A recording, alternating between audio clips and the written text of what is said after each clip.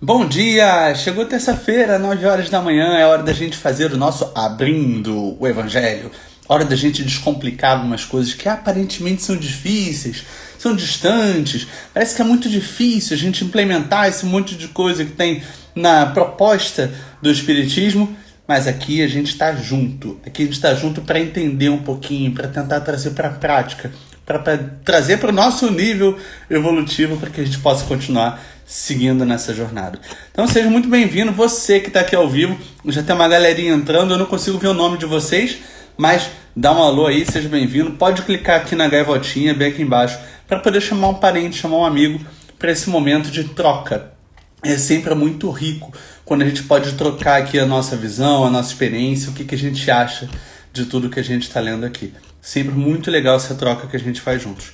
E você que está assistindo essa gravação, bota no teu calendário. Toda terça-feira, 9 horas da manhã, é uma excelente oportunidade para a gente trocar uma ideia. Vamos lá então? Então, se você está com dificuldade de fazer o Evangelho no lar, o Evangelho do dia, aproveita aqui. Já começa o hábito na terça-feira, 9 horas da manhã. Já se organiza, já bota um cheirinho gostoso no quarto, já prepara um incenso se você quiser, já se conecta aí com a espiritualidade, faz uma prece, porque a gente sempre começa aqui mais ou menos nesse horário. Tá bom?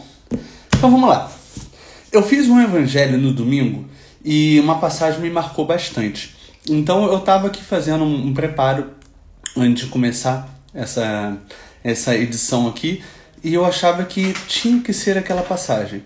Mas aí depois eu fiquei pensando, será? Quer saber?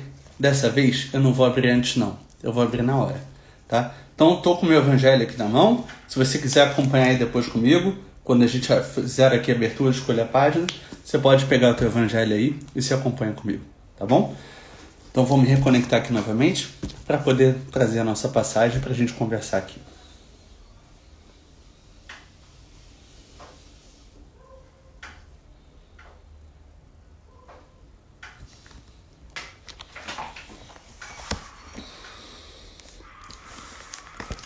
Vamos lá.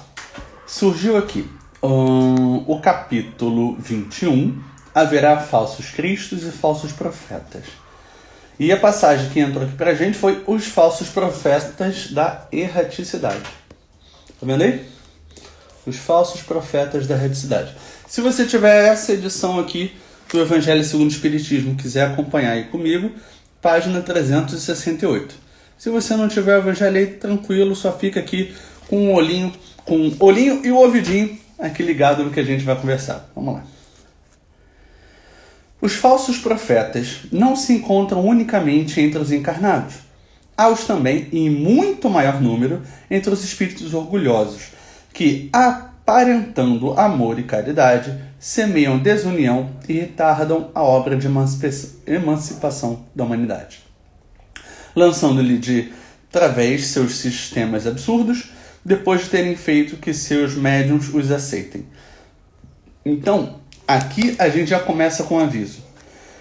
Tem falso profeta encarnado e tem muito mais falso profeta desencarnado. Então, já vou trazer aqui um insight que me veio, que é o orai e vigiai. Né? A gente vai reconhecer uma boa árvore, né, de acordo com o fruto. Ou a gente vai reconhecer o fruto de acordo com a boa árvore. Mas não tem como a gente acreditar numa seita ou numa ideologia se aquilo de fato não está levando a gente para o bem, para a caridade, para o amor e ação. E para melhor fascinarem aqueles a quem desejam iludir, para darem mais peso às suas teorias, se apropriam sem escrúpulos de nomes que só com muito respeito os homens pronunciam. Então, quando a gente ouve falar, por exemplo, de uma notícia que supostamente veio da espiritualidade, e aí vem o nome de Chico Xavier, será? Será que a gente deveria acreditar em qualquer mensagem que supostamente vem da espiritualidade? Porque às vezes vem da espiritualidade, mas não da espiritualidade da luz.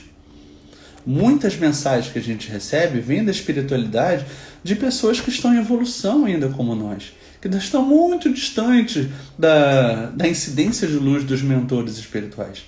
Tá? Então a gente sempre precisa avaliar, trazer para o critério, trazer para a razão, trazer para a fé, antes da gente realmente encher a boca em dizer que isso é uma verdade absoluta, que isso é certo, que isso é errado.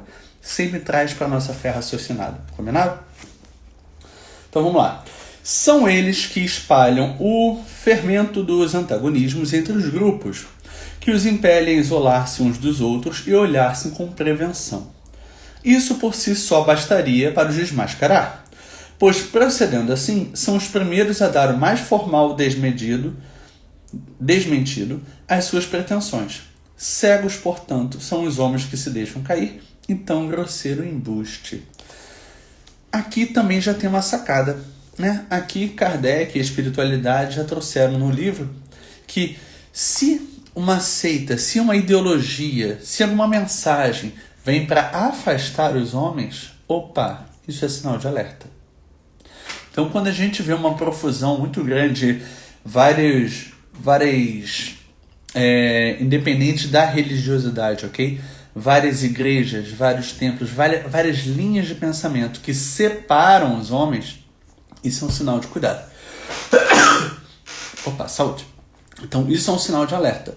Agora, quando a gente vê caminhos diferentes levando para o mesmo fim, levando para o amor, isso é um sinal de união. Mas há muitos outros meios de serem reconhecidos. Espíritos da categoria em que eles dizem achar-se têm de ser não só muito bons, como também eminentemente racionais. Pois bem, passai-lhes os sistemas pelo crivo da razão e do bom senso, e veja o que restará. Convide, pois, comigo em que, todas as vezes que um espírito indica como remédio aos males da humanidade, ou como meio de conseguir sua transformação, coisas utópicas e impraticáveis, medidas pueris e ridículas, quando formula um sistema que as mais rudimentares noções da ciência contradizem, gente, não pode ser espírito de luz. Não pode ser, senão, um espírito ignorante e mentiroso. Então, quando a gente tem ali a orientação de um espírito para que a gente faça coisas que são pueris, que são ridículas, que são impraticáveis, que nos orienta a fazer uma coisa muito utópica, que não passa pelo crivo da razão, cuidado. Porque você está recebendo a orientação de um irmãozinho em sofrimento, assim como nós, que ainda está com um véu da ignorância pela frente. E pode até ter a intenção positiva, mas não é uma orientação da espiritualidade de luz, tá bom? Ele pode acreditar que isso faz bem para você. Então até pode haver uma intenção positiva, mas não acredita que toda orientação espiritual seja orientação de espíritos de luz. Por outro lado, crede que, se nem sempre os indivíduos apreciam a verdade, essa é apreciada sempre pelo bom senso das massas, constituindo isso mais um critério. Se dois princípios se contradizem, achareis a medida do valor intrínseco de ambos, verificando qual dos dois encontra mais ecos e mais simpatia. Fora com efeito ilógico admitir-se que uma doutrina cujo número de adeptos diminua progressivamente seja mais verdadeira do que a outra que veja a dos seus em contínuo aumento. Querendo que a verdade chegue a todos, Deus não o confina num círculo acanhado. Fala surgir em diferentes pontos, a fim de que toda parte a luz esteja ao lado das trevas. Então sempre Deus vai dar o estímulo, vai dar a oportunidade para que uma mensagem verdadeira ecoe para mais pessoas.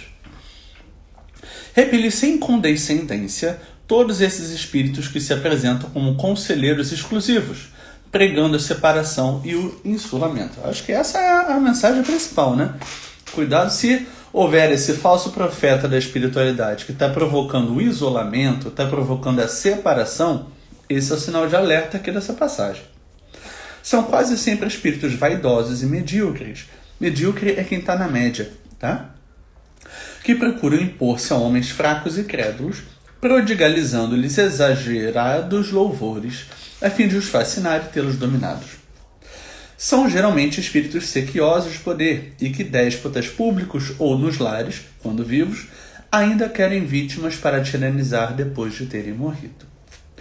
em geral, desconfiar das comunicações que trazem um caráter de misticismo e de singularidade. Os que prescrevem cerimônias e atos extravagantes. Há sempre nesses casos um motivo legítimo de suspeição. Então, qual é a orientação que o autor está trazendo aqui para a gente? Aliás, deixa eu ver aqui quem foi que escreveu essa passagem. Está no próprio livro dos médiuns. Tá? Então, qual é a orientação aqui? Se houver um estímulo ritualístico demais, você começa a entender a origem desse fruto.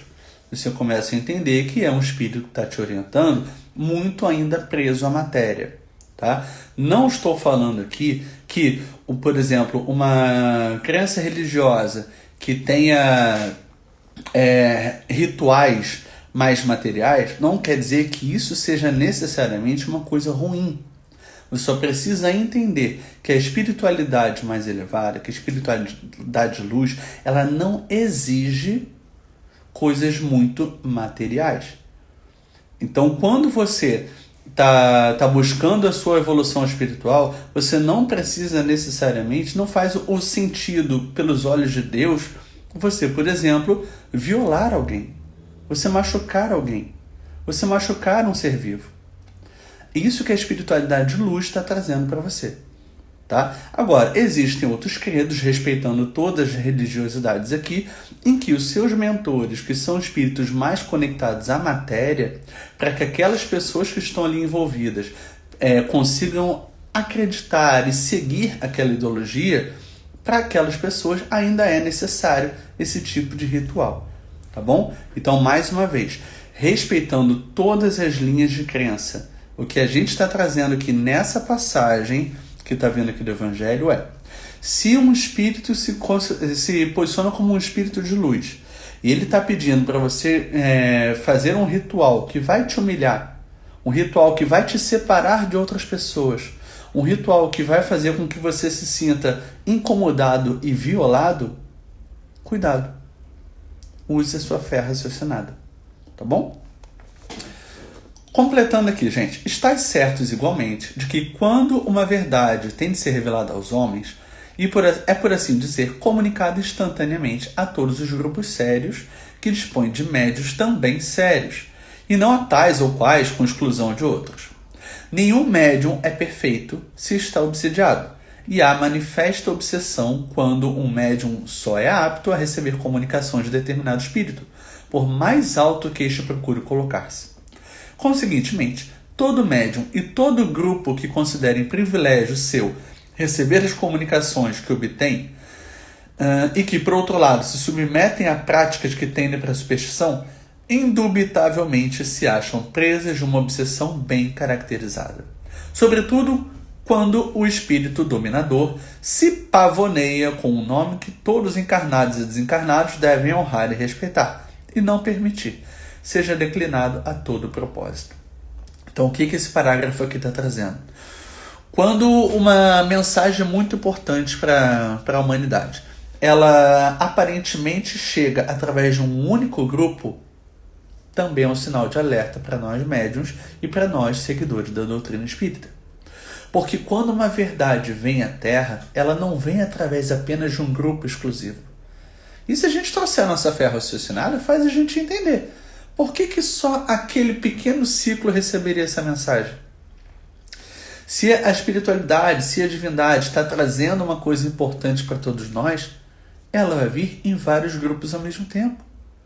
Uma pessoa vem em missão para poder melhorar aquele grupo. Mas por que uma pessoa só? Então essa mensagem vai vir através da espiritualidade, ou uma pessoa vem em missão para poder trazer a alegria, trazer a evolução, trazer a ciência para várias pessoas ao mesmo tempo. Tá bom? Então, se vier apenas de um único grupo e ficar fechadinho naquele grupo, cuidado, vamos nos atentar a esses falsos profetas. Para finalizar, gente, é incontestável que, submetendo ao crivo da razão e da lógica todos os dados e todas as comunicações dos espíritos, fácil se torna rejeitar a absurdidade e o erro.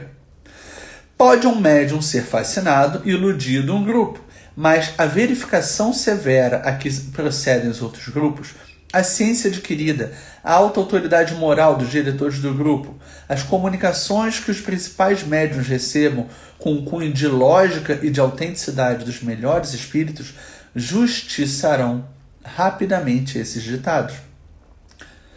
Então, esses mentirosos, esses astuciosos, emanando de uma turba de espíritos mistificadores ou maus. Essa passagem aqui veio de Erasto, discípulo de São Paulo, Paris, 1862. Então, o que eu, particularmente, o que eu enxergo aqui dessa passagem? A gente precisa ter fé. Sim, a gente precisa ter muita fé e entender o nosso tamanho. A gente está num planeta de provas e expiações, a gente está evoluindo e tem muita jornada pela frente. Então, muitas coisas que a gente, com os nossos sentidos limitados, a gente não consegue ver, compreender, né? Levar a ferro e fogo aquelas nossas verdades, porque a gente não atinge esse grau de compreensão, chega no momento que a gente precisa ter fé. Só que fé raciocinada. Uma fé que a gente consiga tentar entender pela linha de pensamento dos espíritos do bem. Que faça a gente compreender se aquela mensagem está dentro das leis naturais de Deus. Se aquela mensagem está alinhada com outras mensagens positivas, outras mensagens de amor, como por exemplo que Jesus traz para a gente, o governador da Terra. Se chega uma mensagem completamente incongruente ao que, por exemplo, Jesus prega, de amar a Deus sobre todas as coisas, ao próximo a si, de oferecer outra face, de a caridade ser o amor em ação, qualquer mensagem que seja contrária à lei do amor, é sinal de alerta. Qualquer mensagem que traga uma diáspora, que traga uma separação, uma discriminação, também é sinal de alerta. E eu quero que você, nesse momento, tenha crivo da razão. Fé raciocinada. Que você possa acreditar com todas as suas células, com todas as fibras do seu ser, na lei do amor e compreender as leis do universo. E quando você ouvir alguma coisa que você lê aqui na internet, que você encontrar numa rede social, alguma mensagem supostamente atribuída a um mentor de luz ou uma grande figura da nossa história,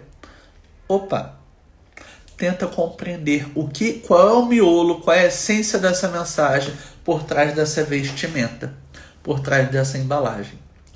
Porque não necessariamente uma determinada mensagem realmente veio de Chico, ou veio de André Luiz, ou veio de Bezerra. A gente precisa sempre considerar o estudo, por isso que é instruir-vos, é uma ordem realmente, a gente precisa se instruir o tempo todo para continuar evoluindo, para a gente conseguir entender. Essa mensagem, ela se encaixa, por exemplo, na obra literária de Joana de Ângeles?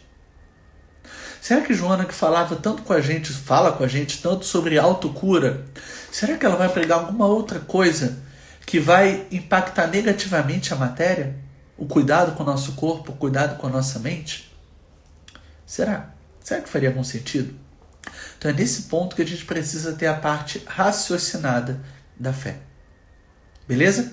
Então, como todo abrindo o evangelho, me conta aqui se valeu. Gente, na verdade eu não estou conseguindo ver as pessoas entrando em nenhum chat.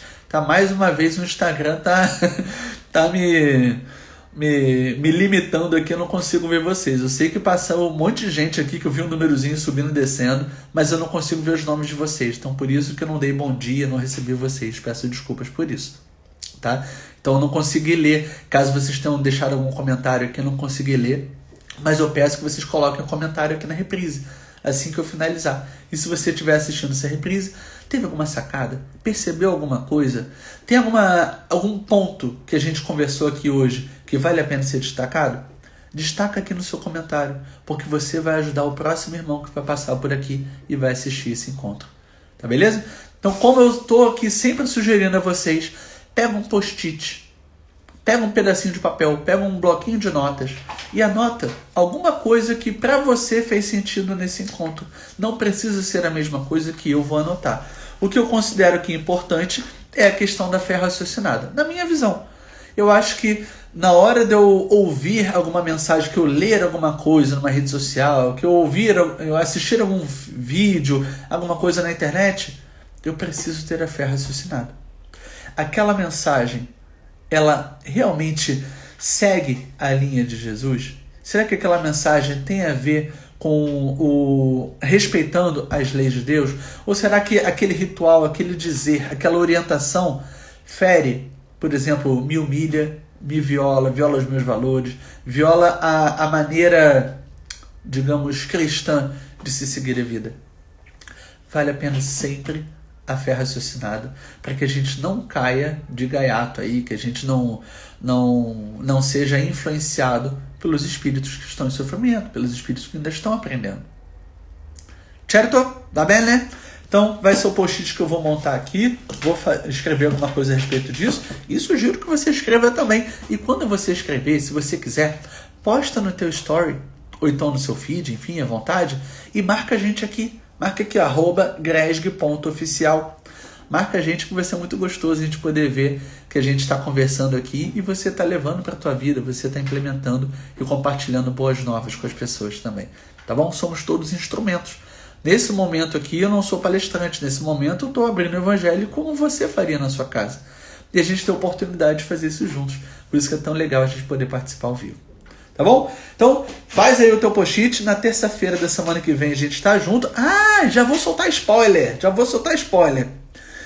Dezembro, janeiro e fevereiro a gente vai trazer uma novidade no Abrindo Evangelho. Fica ligado, anota isso. Dezembro, janeiro e fevereiro nós teremos algumas novidades no Abrindo Evangelho.